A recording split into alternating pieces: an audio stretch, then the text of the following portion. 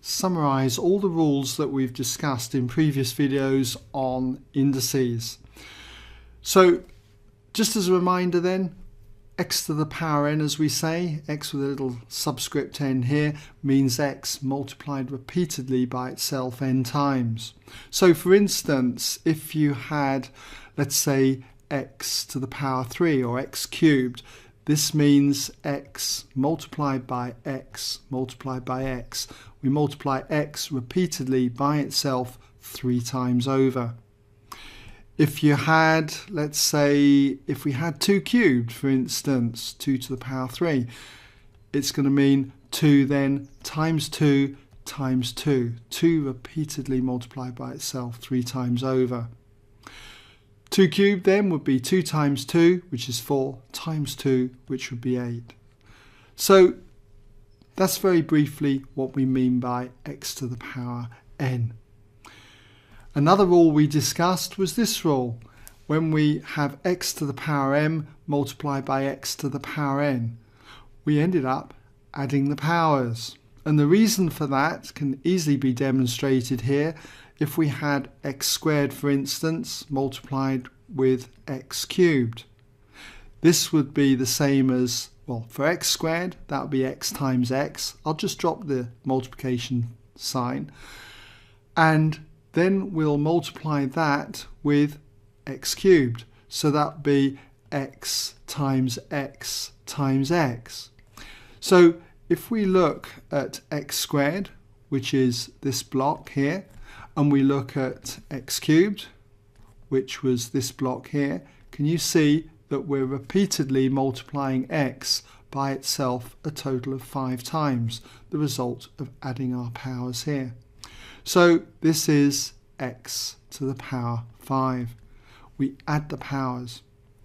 If we had, for instance, 3 to the power 2, say, 3 squared multiplied by 3 to the power 3, 3 cubed as we say, then this would be 3 repeatedly multiplied by itself 5 times over by just adding the powers.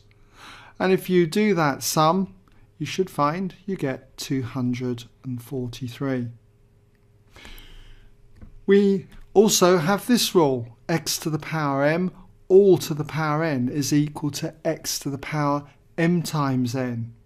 So if you had, for instance, 3 squared all to the power 4, then this would be 3 to the power 2 times 4, which would be 8. It's essentially working off this rule here. We've got 3 squared being multiplied repeatedly then by itself 4 times over. So 3 squared times another 3 squared times another 3 squared times another 3 squared. And that would be a total of 3 to the power 8. There's this rule. When you've got x to the power m times y to the power n all to the power p, what we do is this rule to each of these powers. We get x to the power mp times y to the power np. So for instance, if we had this example, let's say 2x cubed times, say, y squared, all raised to the power 4, then what we've got here is 2 to the power 4. We've got x cubed to the power 4, which is going to be x to the power 3 times 4, which is x to the power 12. And then y squared to the power 4, that's going to be y to the power 2 4s, which are 8. I can simplify this further as well. 2 to the power 4, 2 times 2 times 2 times 2 is 16. So you've got 16, x to the power 12, y to the power 8. Another rule is this one. When we have x to the power m divided by x to the power n, we subtract the powers, x to the power m minus n. And this is easy to see why it's so. Let's take, for instance, x to the power 5 divided by, say, x to the power 2, x squared. X to the power 5, remember then, is x times x times x times x times x. And this will then be divided by x squared, which will be x times x. Now, I can cancel my values. I can cancel an x here with an x here. Goes into itself once. And I can repeat this here and here. So can you see I've crossed off 2 x's on the bottom with 2 on the top, leaving me with 3 here. The result of 5 take away 2.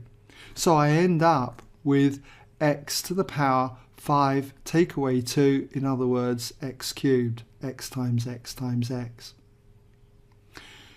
Another one here is this one. X cubed divided by x to the power 5. Working with this result, we'll get x to the power 3 take away 5, x to the power minus 2. What does that mean? Well, let's have a look. X cubed would be x times x times x, and we're dividing this by x to the power 5, so that's x times x times x times x times x. And again, just like up here, I can cancel out my x's. 1 there, 1 there, 1 there, 1 there, 1 there, and 1 there. But notice this time I've got the x's in the denominator.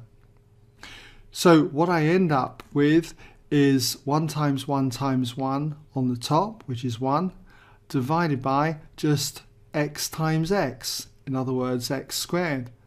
But according to this rule, it would be x to the power 3 take away 5, x to the power minus 2.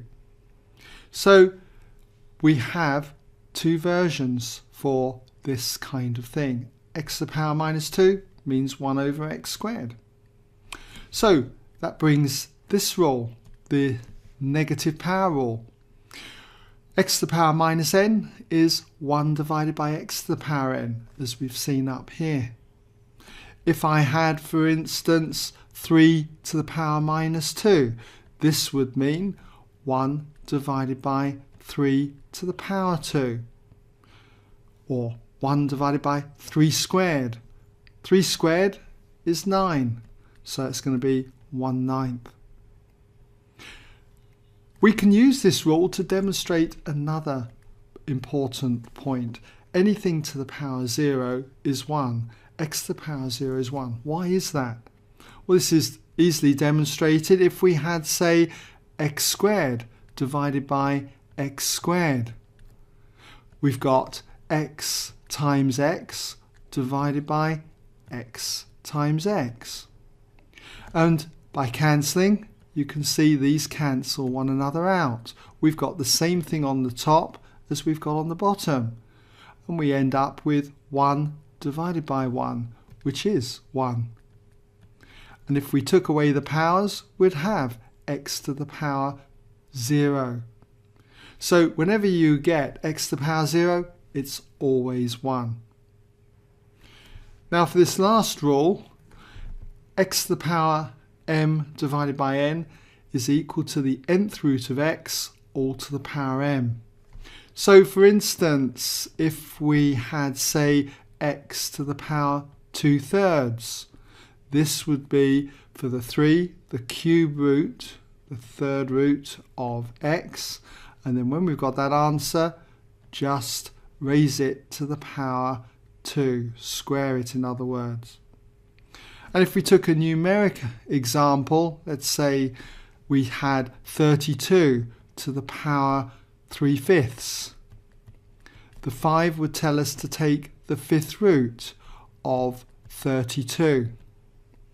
And then when we found that, we can cube the result. Well, the 5th root of 32 is 2, because 2 to the power 5 gives us 32. So we've got 2 to the power 3, 2 cubed. 2 cubed, 2 times 2 times 2 is 8. So if I just border this off, hopefully then this has given you a brief summary of these rules for indices. And if you're stuck at any time on any of these rules, do go back and